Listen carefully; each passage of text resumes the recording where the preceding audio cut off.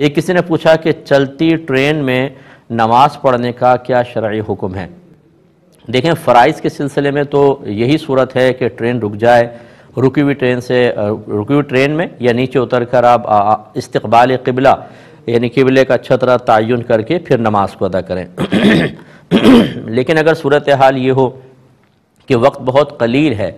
اگر آپ اسٹیشن کا انتظار کریں گے نماز نکل جائے گی، یا یہ کنفرم ہے آپ نے معلومات کی کہ بیچ میں آپ کو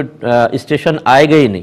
اور نماز نکل جائے گی، تو پھر آپ چلتی ٹرین میں نماز پڑھ سکتے ہیں ایسی صورت میں، اور اس میں پھر لوٹانے کی حاجت بھی نہیں ہے، آپ کی نماز بالکل ہو جائے گی۔ یہ اختلافی مسئلہ ہے، بعض لوگ اس میں اختلاف رکھتے ہیں، ہم ان کی رائے کی بھی قدر کرتے ہیں، لیکن ہمارے نزدیک اگر تو اتر کر نماز پڑھنا ممکن ہو تو یہی افضل ترین صورت ہے اور یہی بہتر صورت ہے اور یہی صحیح صورت بھی ہے، لیکن مجبوری کی صورت میں رعایت ملتی ہے، لہٰذا ہم چلتی ٹرین میں ایسی صورت میں کہ جب اترنا ممکن نہ ہو، نماز نکل جانے کا خوف ہے، ہم یہ اجازت دیتے ہیں کہ آپ نماز پڑھ بھی سکتے ہیں، استقبال قبلہ کا دھیان کریں، اگر کر سکتے ہوں تو اگر وہ بالکل تعین نہیں ہو رہا تحری کر لیں، یعنی دل میں سوچیں کس طرف قبلہ ہوگا،